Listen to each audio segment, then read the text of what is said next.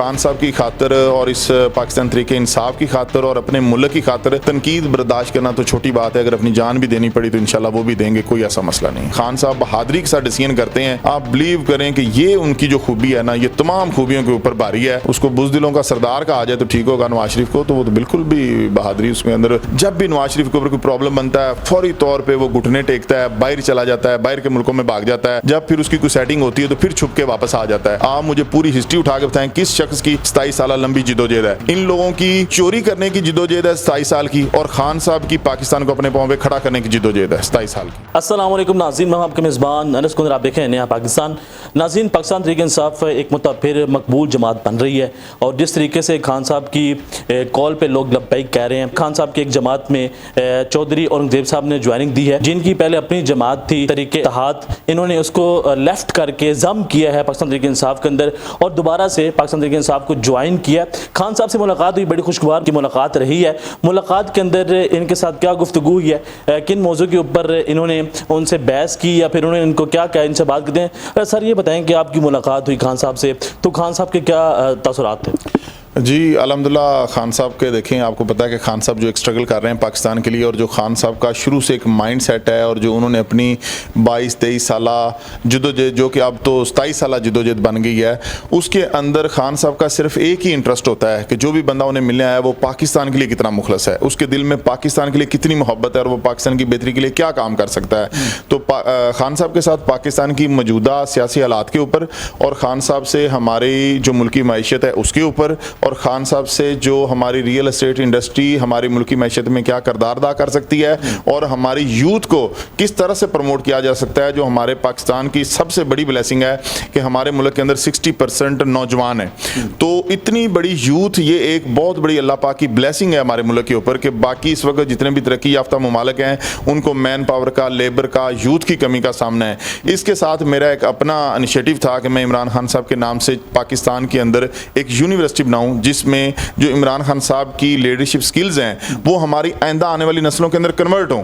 اس کے اوپر میری خان صاحب کے ساتھ زیادہ بات ہوئی. سر یہ بتائیں کہ آپ کی اپنی جماعت تھی, بڑا زبردست آپ کام بھی کر رہے تھے, جلسے بھی کر رہے تھے, لوگوں سے ملاقاتیں بھی ہو رہی تھی, آپ نے کام بھی کیا حلقے کے اندر, تو یہ بتائیں کہ خان صاحب کی جماعت کو کیوں آپ نے جوائن کی؟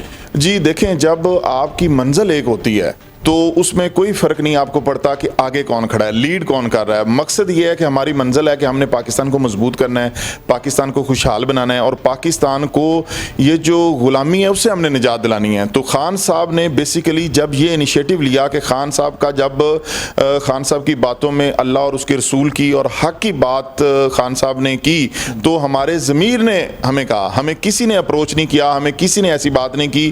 میرے دل کی آواز تھی اور میرے ضمیر کی آواز تھی, اور میری پارٹی کے تمام کارکنان کا بھی یہی ایجنڈا تھا کہ ہمیں خان صاحب کے اس مقصد میں ساتھ کھڑے ہونا ہے. اگر اب خان صاحب کے ساتھ نہیں کھڑے ہوں گے تو شاید دوبارہ کبھی ایسا وقت نہیں ملے گا. اچھا مجھے بتائیں کہ جب آپ نے پاکستان تحریک انصاف جوائن کی تو لوگوں نے تنقید بھی کی ہوگی کہ آپ جا کے مل گئے تب پاکستان تحریک انصاف کے لوگوں کے ساتھ, تو اس کے اوپر کیا؟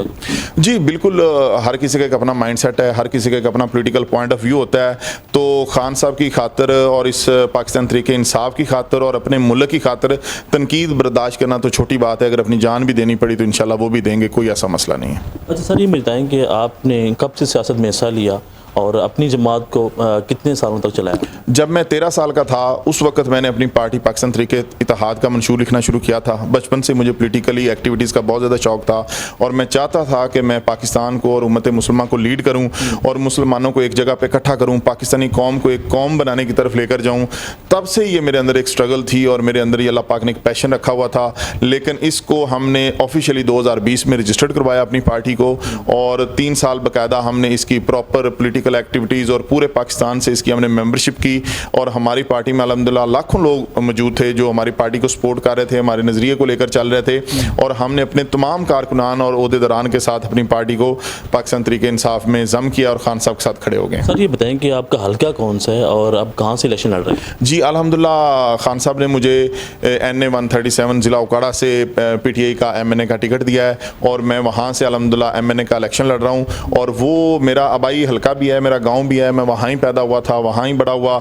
میرے والدین, میرے دادا پردادا اور ہماری پوری برادری, فیملی पूरा हमारा वहाँ एक सिस्टम है, तो इंशाल्लाह ताला हम वहाँ पे अपनी वेलफेयर एक्टिविटीज़ और पॉलिटिकल एक्टिविटीज़ वहाँ काफ़ी अरसे से कर रहे हैं, और इंशाल्लाह ताला इस बार कौमी असम्बली का इलेक्शन वहाँ से लड़ेंगे इंशाल्लाह। दीगर जमातें भी हैं, मुस्लिम लीग नून है, मुस्लिम काफ है, पीपल पार्टी है, तो आपने पाकिस्तान तहरीक इंसाफ का इंतखाब क्यों किया?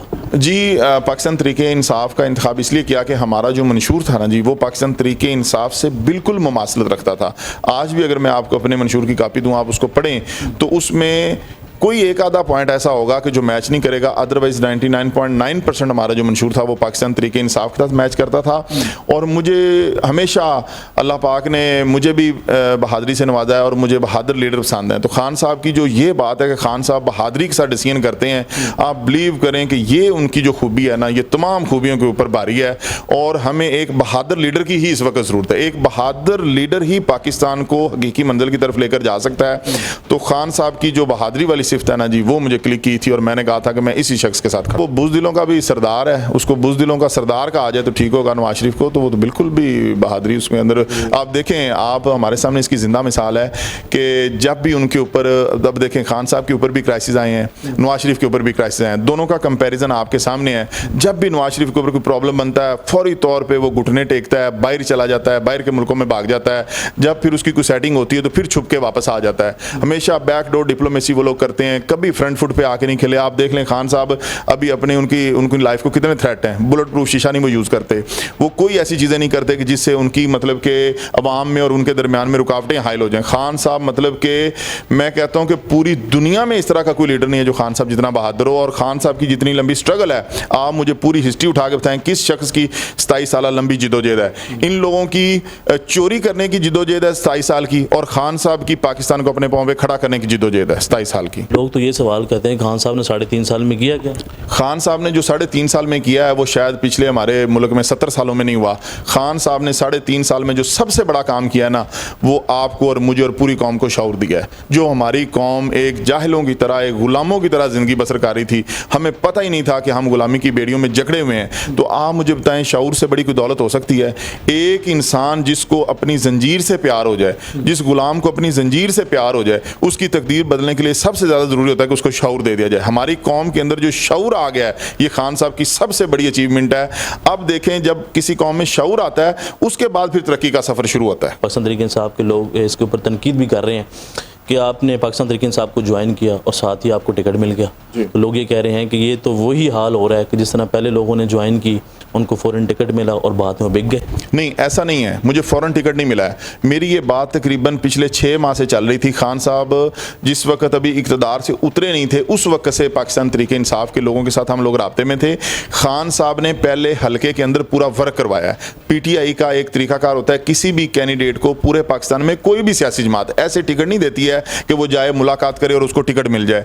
इसका पहले एक पूरा वर्क होता है, हल्के के अंदर पूरा सर्वे करवाया जाता है, और ये देखा जाता है कि अगर ये कैंडिडेट इंडिपेंडेंट इलेक्शन लड़ेगा, इसको कितने वोट मिलेंगे, अगर ये कैंडिडेट किसी और पार्टी से लड़ेगा तो कितने वोट मिलेंगे, अगर PTI के साथ लड़ेगा तो इसको कितने वोट मिलेंगे।